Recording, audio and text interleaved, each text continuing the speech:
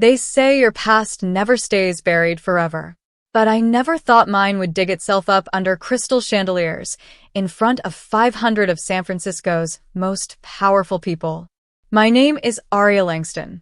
I am 32 years old, a former concert pianist and the unexpected CEO of Langston & Loom, a tech-driven, sustainable textile company built by my late father, Harrison Langston. I didn't ask for any of this. I didn't grow up dreaming of balance sheets or board meetings. But that night, the night of the Winter Innovation Gala, everything I thought I understood about legacy, loyalty, and bloodlines shattered under the weight of one woman's lie. It was snowing lightly outside the Fairview Conservatory Ballroom, a rare dusting for the Bay Area. Inside, warm golden lights danced across glass walls, and champagne sparkled like liquid stars in every flute. I was there not just as a guest, but as a sponsor. Langston & Loom had been chosen as one of the year's sustainability pioneers. It should have been a celebration. Instead, it became a stage for betrayal. Celeste Langston, my stepmother, made her entrance late, wrapped in white satin like she owned the sky. She always had a way of making the air bend toward her. I'd seen her perform before. Fundraisers, boardrooms, even Dad's funeral. But I didn't expect her to do this here. Now, on a night meant to honor the company my father and I had built in silence while cancer slowly devoured him. She didn't need a microphone to silence the ballroom. Her voice, laced with poison and elegance, sliced through the music. This company was stolen, she announced, champagne glass raised but untouched. My daughter Miranda was meant to inherit Langston & Loom, not the girl who ran off to Europe to play piano. There was a beat of stunned silence. Then whispers. Then eyes. All of them turned to me. My hands, perfectly steady hours earlier, while shaking investors' hands and smiling for photos, now trembled against the silk fabric of my dress. I wanted to speak, to explain, to fight back. But the storm had started, and no one listens to a woman defending herself when the mob has already decided she's guilty. Miranda stood by her mother, expressionless, in a silver gown that shimmered like moonlight. I hadn't spoken to her in over a year. She hadn't visited my father once in the final months. Not when his lungs began to fail. Not when he could barely lift a pen. But now she stood tall, composed, nodding solemnly at the crowd, as if this lie had been rehearsed. Maybe it had. Aria manipulated Harrison while he was dying, Celeste continued. She had him change the will in secret, behind closed doors. She waited until he was too weak to protest.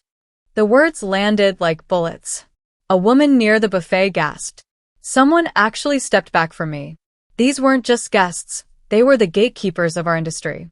Investors, journalists, government advisors, my competitors. And I was being accused of betrayal in front of them all. I tried to step forward, but my heels caught on the floor. I was sinking in a room where I had once soared. The master of ceremonies awkwardly cleared his throat, unsure if he should intervene. No one moved. No one dared. I suggest, Celeste said sharply, that Aria Langston vacate this event and return what she took before this becomes even more public than it already is. The finality of her voice crushed me. And, the worst part? No one stopped her. No one said a word in my defense. They just watched as I walked out of my own gala, humiliated and hollowed. Outside, the cold bit through my coat as I stumbled to my car. But I wasn't crying. Not yet. I was still too numb, too stunned by the precision of her attack. She didn't just want the company. She wanted to erase me from the story altogether. My phone buzzed. A name lit up. Dean Whitaker. Are you all right? His voice was firm, steady. I'm fine. I lied. I heard what she did. You know we have the records. The files. The recordings your father made. He planned for this. I know, I whispered. Then let's not waste time, Dean said. Get your laptop. Meet me at my office. If Celeste wants this fight in public, then let's give her the kind of truth she can't survive.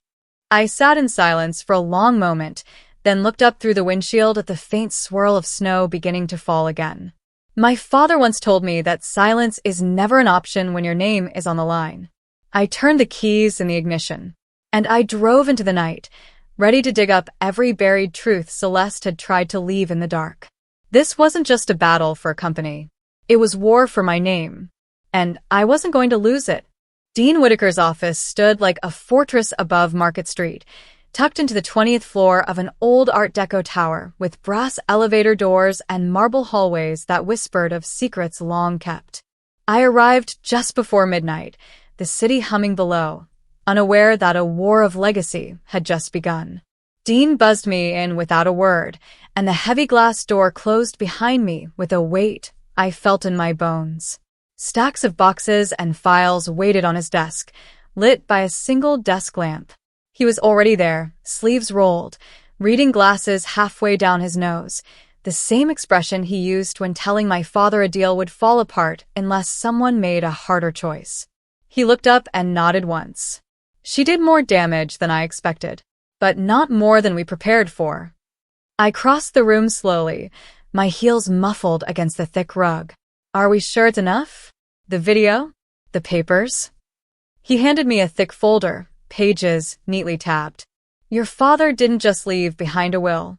He left a map, a blueprint of everything he knew would happen if Celeste tried to take control. This is the backup plan. The folder was heavier than it looked. Inside were signed statements, medical evaluations, recordings of meetings I barely remembered having. My father had documented it all. Every conversation, every time Miranda declined a board role, every decision I made with his guidance in those final months. It wasn't just protection. It was trust. There's more, Dean said, pulling open a drawer. He retrieved a slim silver case, the kind that looked more like it belonged in a spy thriller than a law office. He flipped it open and revealed a sleek USB device inside soft foam. This, he said, contains a statement your father recorded 6 weeks before he passed. Not the original legal deposition.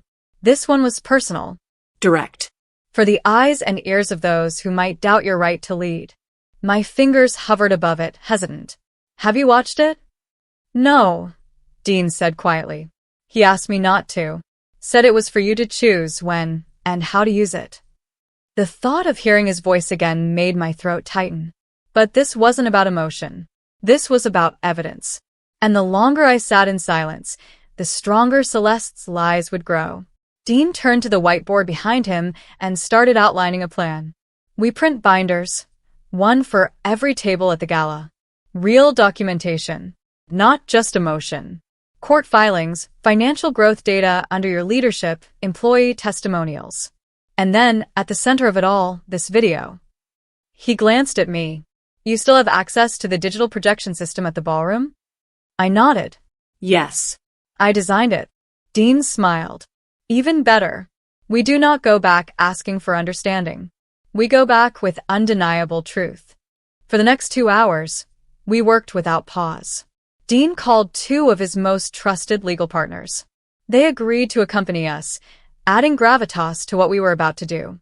I printed revenue charts, pulled up employee quotes from our HR system, and compiled a full audit trail that showed the company's growth under my leadership, 23% in 11 months, with expansion into new eco-fabrics and 0 layoffs during the seasonal downturn.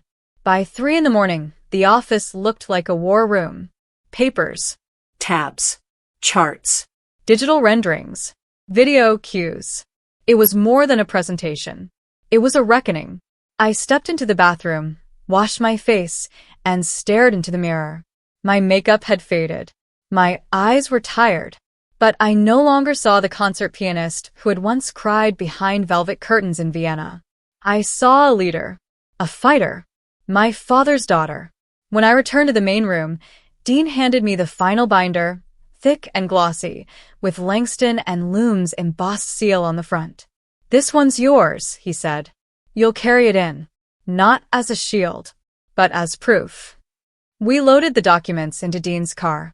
The city outside was still asleep, but I felt the shift in the air. I was no longer retreating. I was reclaiming. As we pulled up to the Fairview Conservatory once again, I could see the final hour of the gala winding down. Lights still glowed. Music still trickled from the windows. But inside, Celeste still held the floor, and the narrative, my father's story, was still in the wrong hands. That was about to change. Dean parked under the awning and turned to me. You ready for them to see what legacy actually looks like?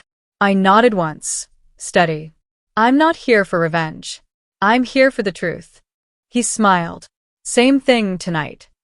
We stepped out of the car, binders in hand, legal team beside us, and walked toward the doors.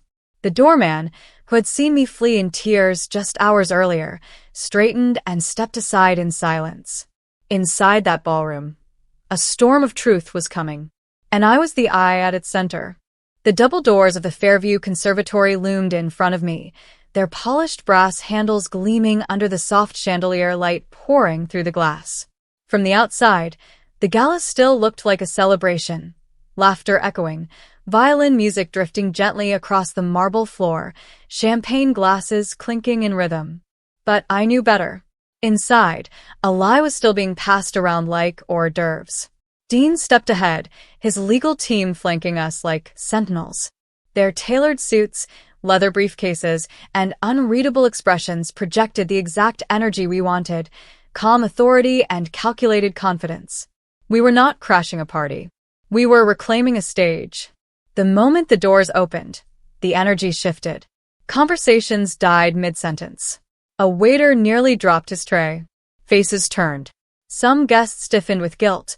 Others tilted their heads with confusion, as if their eyes needed time to register that I had returned, not in disgrace, but with backup, with purpose. At the center of the room stood Celeste, still radiant in her white satin gown, as if the earlier ambush hadn't exhausted her venom. Miranda hovered nearby, clutching a flute of champagne with unsteady fingers. They weren't smiling now. Ladies and gentlemen, Dean announced, his voice calm but commanding, we apologize for the disruption. We understand there have been serious allegations made regarding the leadership and inheritance of Langston and Loom.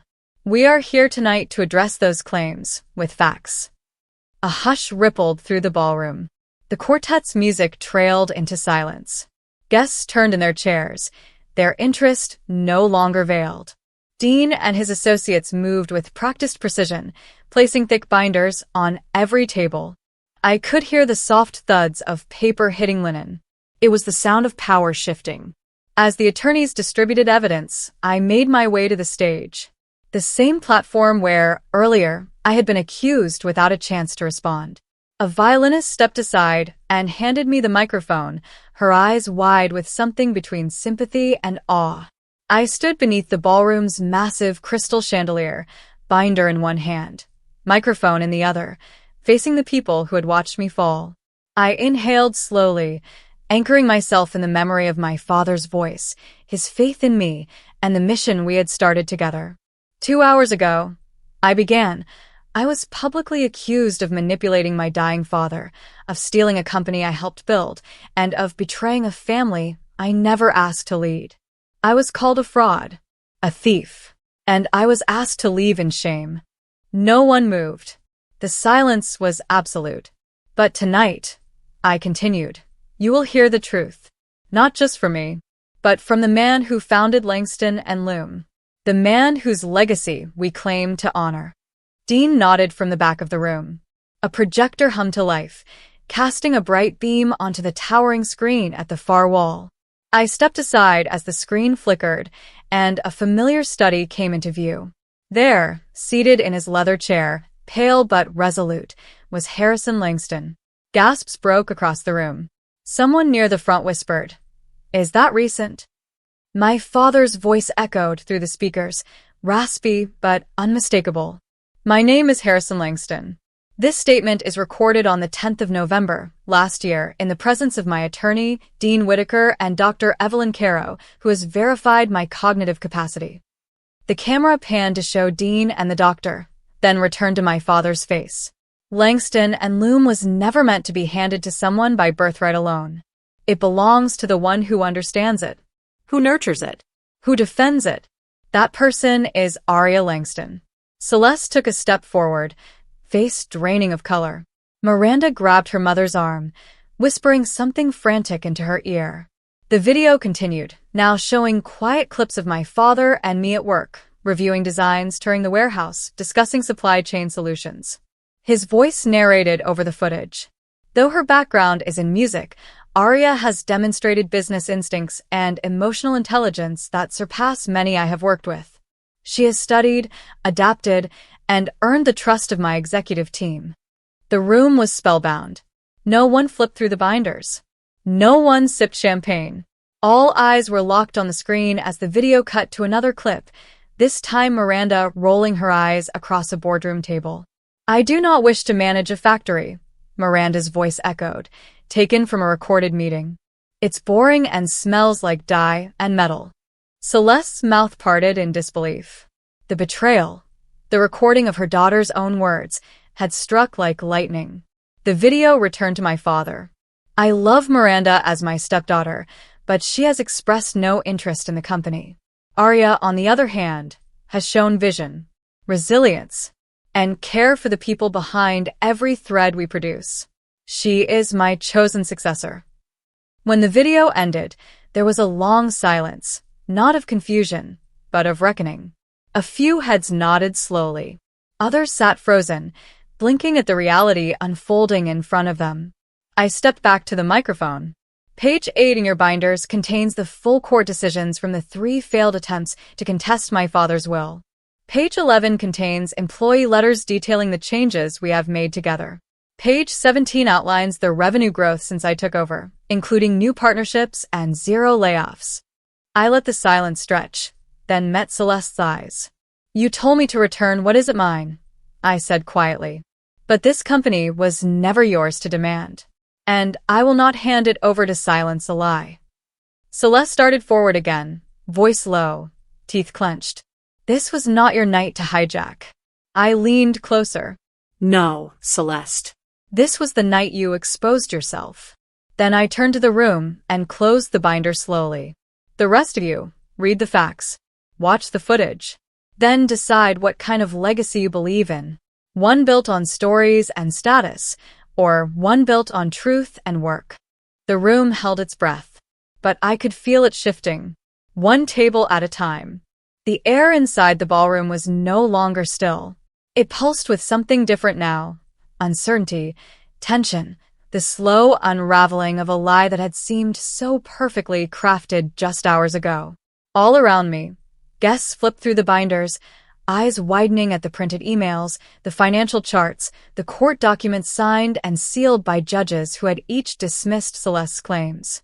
The very people who had turned their backs on me earlier were now forced to reconcile what they had just witnessed. Celeste stood like a statue at the edge of the dance floor, lips trembling, her hand clenched tightly around the stem of her untouched champagne glass. Miranda whispered something again, but this time Celeste ignored her. Her eyes were locked on me, and behind that polished facade, I could see the storm gathering, not just anger, but something else. Panic. Dean stepped forward, flanked by his partners, all 3 men an impenetrable wall of composure and law. "Mrs. Langston," Dean said calmly, "any further legal action against Aria Langston or the estate of Harrison Langston will be viewed as vexatious litigation. You have exhausted your appeals. This video, these documents, and the certified medical records confirm your husband's intent beyond any doubt. You think this little presentation clears her?" Celeste hissed, her voice now cracking beneath the weight of the exposure. "You think she's earned this company? You think any of this changes what she is? She is what Harrison made her," Dean said. "The future of this company." Celeste's fury finally cracked through the surface. "He was weak in the end. You manipulated him. You twisted his grief for your mother into guilt." I stepped forward, binder still in hand, and faced her without blinking. "My father was not weak. He was dying, and he still made decisions stronger than anything you've ever done. And no amount of staged galas or social climbing will change the truth. You tried to bury me, but all you did was dig up the legacy you hoped would fade with him." The crowd watched in stunned silence as Celeste's mask finally fell. She didn't reply. Instead, she threw her champagne glass onto the floor, the crystal shattering into 1,000 glittering pieces, and turned sharply toward the exit. Miranda flinched but didn't follow. She stood there, blinking, looking smaller now without her mother's shadow shielding her. Then, slowly, she looked at me. Our eyes met. For the first time, there was no malice, only confusion. She set her glass down and disappeared into the crowd. Guests began to stir. Some approached me hesitantly, hands outstretched, murmured apologies, expressions of shame. Gregory Chase, the venture capitalist who had once refused to take my calls, stepped forward and offered a quiet, well-presented, thorough, "I underestimated you." Many did, I replied, accepting the handshake. Others followed. Investors, journalists, former skeptics. I let them speak, nodding politely, but my focus remained on the shift happening around me, the domino effect of evidence. This wasn't just about winning a room. It was about reclaiming a foundation someone had tried to torch in public. I returned to the edge of the stage, sat briefly, and exhaled for the first time in hours. Dean joined me with a quiet smile. "She tried to burn the house down," he said, glancing around the room, "but she forgot who helped build it." "She wanted the ashes," I replied. "I want the future." He looked over his glasses at me. "Then let's talk about that future." We stayed until the last guest left, until the cleanup crew wheeled away the last tray of untouched hors d'oeuvres, until the chandelier dimmed to a soft golden haze. It was nearly morning when we stepped outside. The city was still sleeping, but the house she tried to burn was still standing, and I had the keys in my hand. The morning after the gala broke like glass, too bright, too loud, and filled with the jagged edges of everything that had changed overnight. News had spread faster than I imagined. By the time I walked into the Langston and Loom headquarters in the heart of Soma, 3 reporters were already waiting at the front steps, cameras slung low but curiosity burning in their eyes. I didn't stop. I didn't need to. Inside the building my father had designed with clean lines and open ceilings, the whispers started before I reached my office. Employees glanced up from their workstations. Some nodded respectfully. Others stared, as if they were seeing me for the first time. Not just as Aria the pianist. Not the girl who returned from Europe after her father got sick. But as something else. The CEO. Even a security guard, Michael, a man who had once asked if I was a consultant, stood a little straighter when he waved me through. My assistant, Joe, a quiet genius with organization and discretion, met me at the door with a clipboard and a tight smile.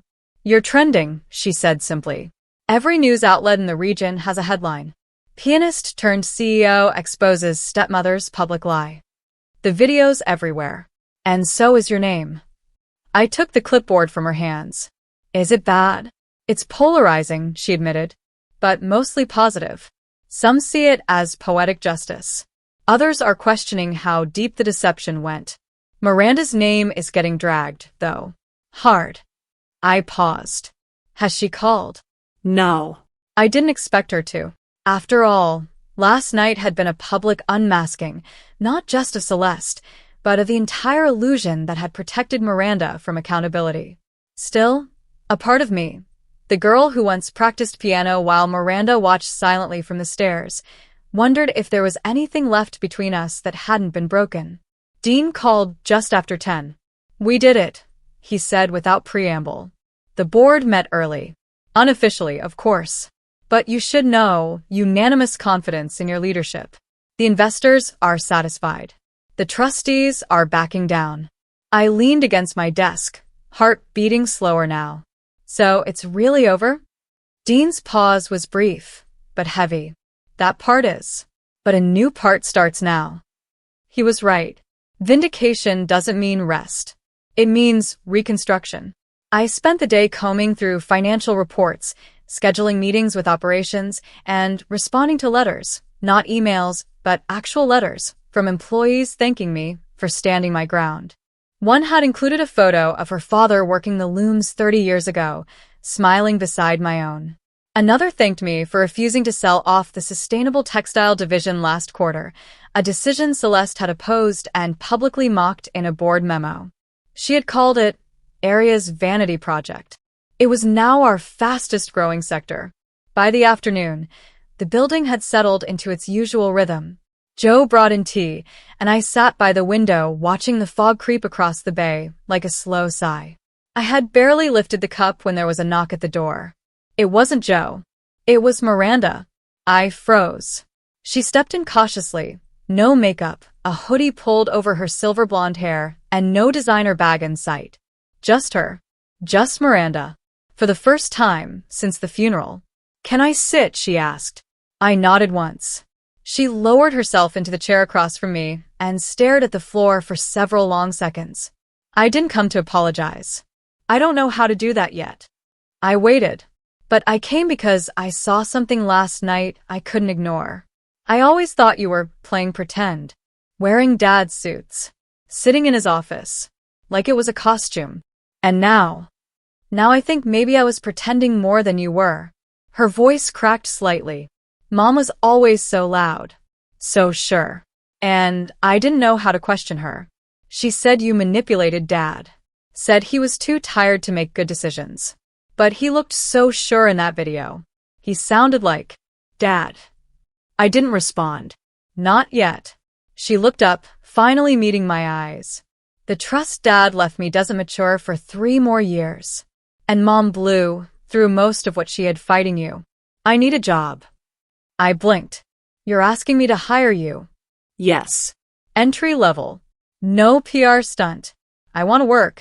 Actually work. Prove something. Maybe to myself." Joe's voice echoed faintly in the back of my mind. Polarizing. But Miranda, sitting in front of me, didn't look like a villain. She looked like someone who had watched the world she trusted collapse in front of strangers. "I have a spot in our digital outreach team," I said slowly. "They need help managing campaigns for the Youth Climate Initiative. It's repetitive, deadline-heavy, not glamorous." "I'll take it," she said too quickly. "Please." I nodded. "You start Monday. Report to Dahlia." She stood. "Thank you. I don't deserve it, but thank you."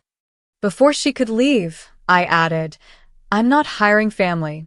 I'm hiring someone who walked through a fire and realized the smoke was her own." She turned back and gave me the faintest smile. "Then I guess we're both walking out of shadows now." She left. And for the first time in years, I didn't feel like I was carrying my father's name. I was carrying my own. The following Monday, Langston and Loon felt different. The halls were the same, the elevator still creaked at the 6th floor, and the morning light still poured across the polished concrete floors of the atrium. But something had shifted. People smiled more when they passed me. Some stopped to say hello, to ask about the foundation, to mention their excitement about our new outreach campaign. I was no longer an imposter in my father's chair. I was the one anchoring the room. Miranda showed up on time. She wore flats instead of heels and carried a backpack that looked almost too practical for someone who once curated luxury handbags by the hour. She didn't come to my office. She went straight to her supervisor, Dahlia, and joined a brainstorming session without even asking for coffee. Joe gave me a look through the glass. "She's actually working." I nodded slowly, watching Miranda gesture toward the whiteboard like she actually knew what she was talking about. Maybe this wasn't a trick. Maybe it was transformation. Or maybe the fire we had walked through had burned off everything fake. Either way, I let it be. Later that day, I took a walk through the original factory wing, the oldest part of the building. The walls were lined with framed photographs of workers from decades past. My father had insisted they stay up, even when the company expanded into biotech-infused textiles and our branding went full digital. He said they reminded us who we were, not just a company but a living system, built thread by thread, hand by hand. As I walked, I could almost hear the echoes of the looms, the laughter of the older employees who used to sneak me candy when I visited after school. I ran my fingers across the frame of a picture showing my father in his 20s, sleeves rolled, hands ink-stained from dye. He looked fearless. Behind me, footsteps approached. It was Edward Gaines, one of the oldest employees still on the payroll. He had worked with my father for 37 years. He was retired now, technically, but he still visited once a week to walk the floor and check the heartbeat, as he called it. "Never seen the place this still," he said, leaning against the railing. "It's the calm after the storm," I replied. He nodded. He'd be proud of you, you know. I was there when Harrison hired his first employee. I remember when you were born. And I remember him telling me you'd take over, even before he was sick. I turned to him, surprised. He never told me that. Of course he didn't, Edward chuckled. He wanted you to find it yourself. Said leadership wasn't a hand-me-down. It had to be earned, even in your own eyes. My throat tightened. You did good, he said, giving me a pat on the shoulder. Even with the mess. Especially with the mess. That evening, back in my office, I watched the sun dip below the skyline. The city buzzed with its usual rhythm, but inside me, the tempo had changed. No longer a pianist without a stage. No longer a daughter struggling to carry a man's legacy. I was something else now. I pulled out the notebook I kept in my drawer, the one with my father's initials etched on the cover. Inside were sketches of product lines we had dreamed up during those long hospital stays. Notes about marketing to single parents, teachers, and frontline workers. His dreams had never been about domination or fame. They had always been about dignity, sustainability, impact. I flipped to a blank page. Then I began writing again, not as a tribute, but as a blueprint of my own.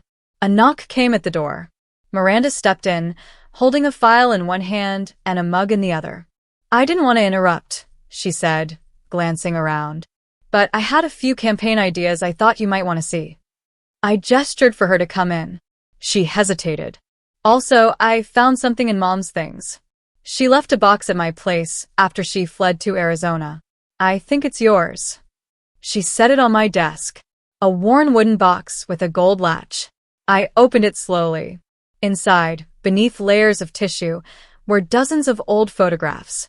Me and Dad in the factory. Me playing piano in the living room. Him in his study, watching with that half-proud, half-curious expression. But at the very bottom was something I didn't expect. A handwritten letter. Addressed to me. In his handwriting. I looked up at Miranda, whose eyes were already welling with guilt. She must have hidden it, she whispered. Or maybe she just couldn't stand the truth of what he left you. I didn't speak. Not yet. I held the letter like it was the last fragile note of a sonata never played in public. Whatever it said, I knew this much already. The walls that once echoed with my father's voice now echoed with my own. I sat alone in my office long after Miranda had gone, the hum of the city beyond the window fading into a distant drone. The letter lay in front of me like an unopened door, delicate, handwritten, sealed with a faint wax mark in the shape of a treble clef. My father's quiet joke. He had always said that music was the purest truth we had, that it never lied. I ran my finger along the edge, hesitating. The room was silent, save for the soft creak of the leather chair beneath me and the ticking of the wall clock. It felt wrong to read something like this in the middle of contracts and quarterly reports. But I couldn't wait. Not anymore. I broke the seal. The paper was thick, slightly yellowed, and filled with his unmistakable handwriting, neat, precise, yet marked by the weight of someone writing against time. Aria, if you're reading this, then the noise has already begun. Asterisk, I'm sorry, I'm not there to shield you from it. I tried to lay every brick I could before the storm hit, but some things can only be faced alone. Asterisk. Asterisk, you are stronger than you know. I didn't choose you to lead Langston and loom out of guilt or sentiment. I chose you because you already knew how to listen. Not just to numbers or strategies, but to people. To what they do not say. That's the gift your mother gave you. The one Celeste never understood. Asterisk. Asterisk, there will be voices telling you that you're not enough. That you came late to the game. That your hands were meant for music, not management. Let them talk. Then let your work answer them. Asterisk. Asterisk, if Celeste tries to erase you, remember this. She can't erase what she never helped build. You were here when the machines broke down, and when we stitched our first biodegradable fiber by hand. You were here in the silence when I could barely breathe and still trusted you to carry this forward. Asterisk. Asterisk, you are not living in my shadow. You are continuing my song. In your own key. Asterisk. Asterisk and Aria. If Miranda ever comes to you, angry, lost, or broken, help her if you can. She's not the enemy. She's the echo of someone who never found their own voice. Asterisk. With all the time I had left. Dad. By the time I reached the end, my hands were shaking. I placed the letter back into its envelope, then into the wooden box, and locked it in the drawer beside me. Not to hide it, but to keep it safe like a compass I could return to when the path blurred again. The next morning, I arrived earlier than usual. The halls were still quiet, the city only beginning to stir. I walked to the main floor of the Innovation Lab, a newer wing of Langston and Loom, filled with glass walls and fiber samples in soft, natural hues. Here, we designed fabrics that decomposed without toxins, clothes that healed instead of harmed, threads that carried meaning. It was the side of the company I was proudest of, the side Celeste had once called a vanity expense for press photos. Now, it was our fastest-growing revenue stream. I stood by the window and watched our new hires arrive, fresh out of school, ideas brimming, hands eager to touch something real. This was what my father wanted. Not just a company that survived, but one that meant something. Dean called around noon. We've received notice from Celeste's lawyer. She's leaving the state. No more litigation. I exhaled. And Miranda? She's holding her ground, he said. Showing up. Doing the work. She even turned down a press interview. Said she wasn't ready to speak. Good, I replied. We're not building headlines here. We're building habits. He laughed softly. Your father would be very proud of that sentence. That afternoon, I met with the leadership team, not in the boardroom, but in the open atrium, where everyone could hear. We discussed new vendor relationships in South America, funding for the Youth Design Grant, and launching a textile mentorship program for young women in underserved communities. I watched as the heads nodded, ideas flowed, and collaboration bloomed where silence had once ruled. Later, Miranda knocked on my office door again. This time, she wasn't holding a file. I wanted to ask, she said, stepping in slowly. That letter you found, what did it say? I considered lying, saying it was personal, saying it didn't mention her. But I saw the ache behind her eyes, the kind that asked not for pity, but for honesty. He said you weren't the enemy, I answered. He said you were someone still searching for your own voice. She blinked fast, then nodded. He was right. I was. You still are, I said gently. But this place, it's loud with purpose. If you listen long enough, it might teach you something. I want to learn, she whispered. You're in the right place. As she turned to leave, I saw her shoulders square just slightly. The first hint of someone stepping out of someone else's story and into their own. And as the day faded into twilight, I stood once more by the window, letter still in my mind, and understood what my father meant. This company, this name, this house of looms and legacy, it was never about control. It was about listening. And finally, it was my voice echoing back through the walls. Spring came early that year. The trees along the San Francisco streets bloomed with soft pink blossoms, the kind my mother used to admire on Sunday walks before she passed. My days had settled into rhythm now, not predictable, but purposeful. Langston and Loom was thriving, and for the first time since my father's death, it didn't feel like I was just preserving something. It felt like I was building. And part of that building meant creating something he had always dreamed about, but never had time to bring to life. The Thomas H. Langston Foundation. The idea had started as a scribble in the margins of one of my father's old notebooks, tucked between financial projections and machinery upgrade notes. It was just a line. Asterisk scholarships for kids who can't afford instruments. Paid internships for those who dream with their hands. Asterisk. I had found the note while reviewing archival materials for the company's 50th anniversary. That scribble stayed with me. It followed me into meetings. It whispered during late nights when I sat at my desk long after the building was empty. So, I brought it to life. The foundation would support 2 pillars: music education and sustainable entrepreneurship.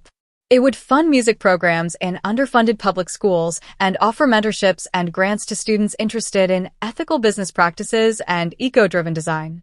We would host workshops, fund community projects, and bridge the gap between creativity and leadership. My father always believed the two were never truly separate. Joe worked closely with me to build the team. Dean handled the legal structure. Miranda, to my cautious surprise, offered to manage the foundation's digital campaign and outreach. And she did it well. She no longer arrived late or asked shallow questions. Her posture had changed. Her tone was different. Still guarded, still learning, but present. The launch event was scheduled for the last Friday in April. We chose to host it inside the factory, not in a rented hotel ballroom or a sleek rooftop venue, but among the very machines my father had spent his life refining. We cleared a section of the floor, installed lighting, rolled out deep green carpets, and moved in a grand piano, which sat waiting under soft white spotlights. Guests arrived just before dusk.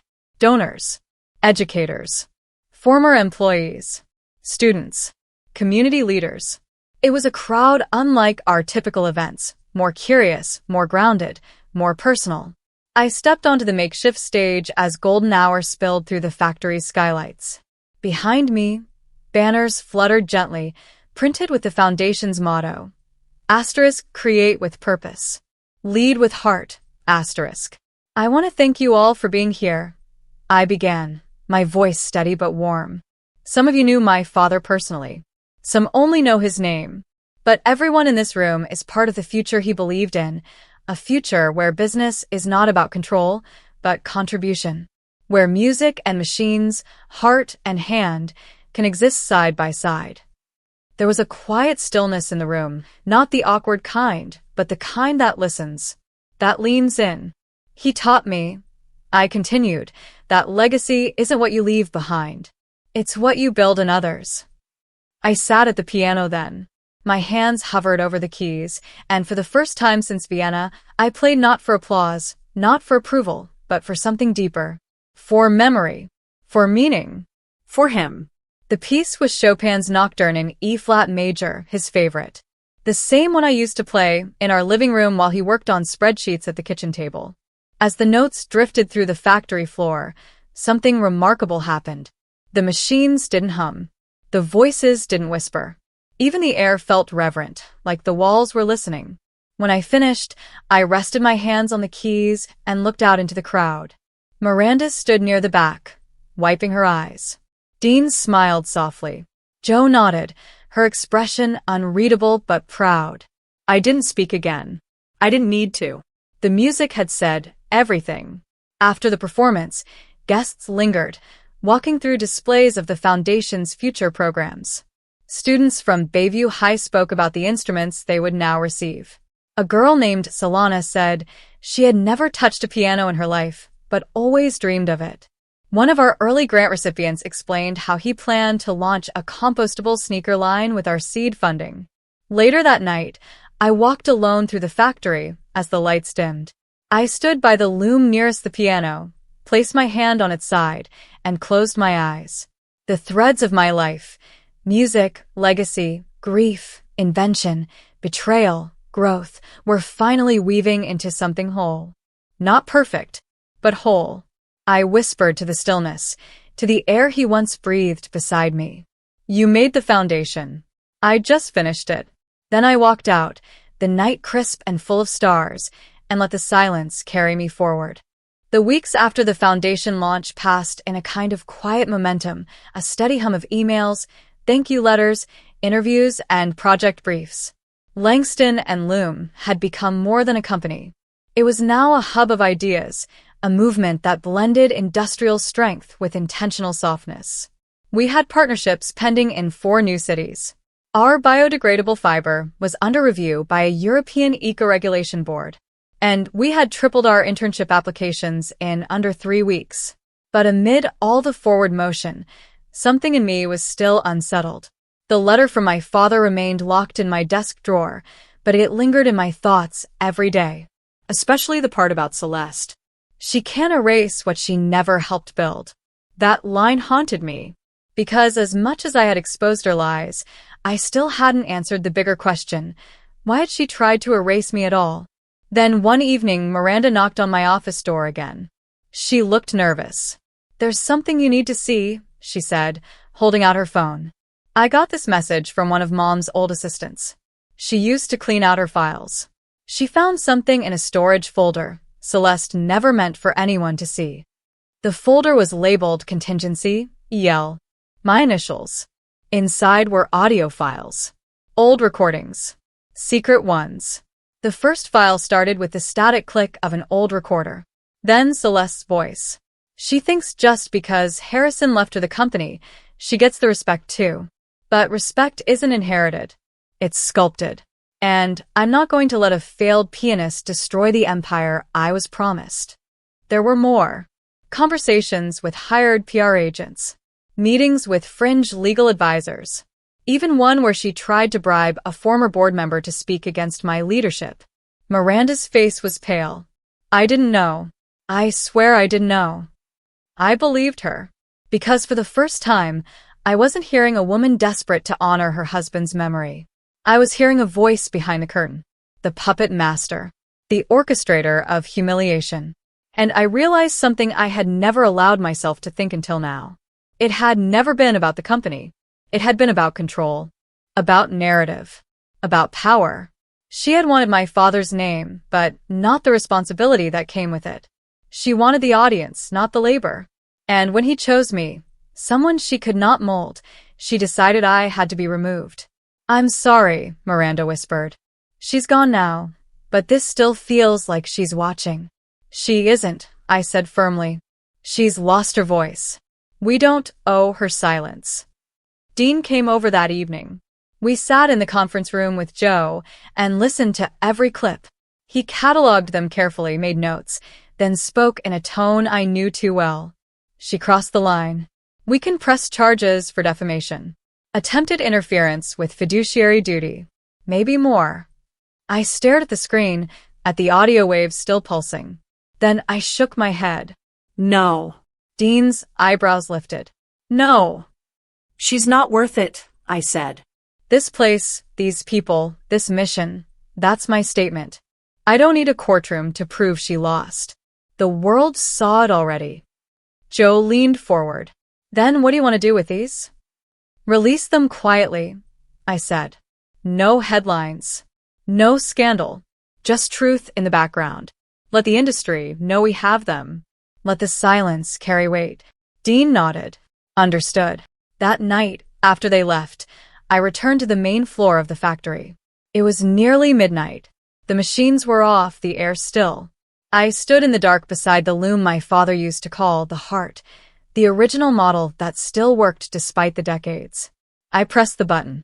The machine whirred to life. Slowly, carefully, it began to weave again. And in that quiet, rhythmic motion, I heard everything I needed to hear. Not Celeste's voice. Not the crowd from the gala. Not the whispers of betrayal. But the thread of something new. Something clean. My own voice, behind no curtain at all. The end came quietly. Not as a grand finale, not with a ribbon cutting or another headline storm, but with a slow, sure shift in the way the world began to say my name. Not as Harrison Langston's daughter. Not as the pianist who took over a factory. But as Aria Langston, CEO, founder, mentor, builder, the architect of a legacy that did not demand to be claimed, but revealed itself when I was finally ready to carry it. 3 months had passed since the night of the gala. Since Celeste's exit. Since the truth slipped free like thread from a taut seam. And still, the impact echoed. Langston and Loom expanded into its second domestic facility, a restored garment mill in Portland reimagined for zero-waste manufacturing. A new initiative launched in partnership with the Thomas Langston Foundation, an artisan grant for refugee weavers, many of whom now worked directly with our design team to fuse cultural tradition with modern innovation. Our marketing campaign, Miranda's campaign, earned coverage in publications that once never returned our calls. She had grown. Not into me. Not into the version of a daughter Celeste once wanted her to be. She had grown into herself. One Friday afternoon, as the fog curled down from the bay like a soft curtain, I stood at the loading dock of our San Francisco headquarters, watching a truck marked with our new green and gold logo drive away, filled with the first shipment of our global collaboration line. Behind me, Jo appeared with her tablet in hand. "We've hit a record," she said, not smiling, just letting the words hang in the air like a fact. "Advance orders for the spring line are 70% higher than projected. Our first customer was a high school arts program in East Oakland. They used their entire grant budget to outfit their marching band in our biodegradable textiles." My throat caught. "That's poetic." Jo finally smiled. "That's legacy." Dean called later that evening. He always called on Fridays around 7, just as I was wrapping up for the week. "A tradition now. You've made good on everything," he said. "The board wants to offer you a long-term leadership contract. But more importantly, they want your vision, not just your signature." I sat in my father's chair, no longer too big, no longer unfamiliar, and looked out across the city. "I don't need a contract to stay," I said softly. "I'm already rooted here." Dean's voice was warm. "I know." After we hung up, I opened my desk drawer and took out the letter again. I read it once more, not as a plea for guidance, but as a reminder of how far I had come. My fingers moved across the words like they once moved across keys. And in that moment, I realized something he had always known. You don't choose a legacy. Sometimes it chooses you. The following week, we held a private ceremony in the west wing of the factory, where my father's office had once been. We unveiled a wall installation, a blend of steel, fabric, and reclaimed wood, etched with the names of every founding worker who helped build Langston and Loom. At its center, in carved brass, were just 3 words: built with purpose. Employees stood in silence. Some wept. Others stood tall, shoulders back, faces shining with pride. Miranda held the ribbon while Jo cut it, and when the last speech ended and the crowd began to scatter into gentle conversations, I lingered, alone, by the wall, tracing the names, feeling the weight of what it meant to protect something not because it was given to you, but because it was entrusted. That night, I returned home to my apartment and sat at my piano. It had dust on the lid now, not from neglect, but from growth. My hands were stronger, calloused in new places. I played slowly, not for an audience, not for anyone's approval, just for me. The music was different now, not because I had changed what I played, but because I had changed who I was. And as the final notes faded into the stillness, I smiled, because I knew this. The company no longer needed to prove itself. Neither did I. And the name Langston? It didn't rest on a will. It lived in every thread we created, in every future we dared to imagine, in every note I played for the man who saw who I could be before I did.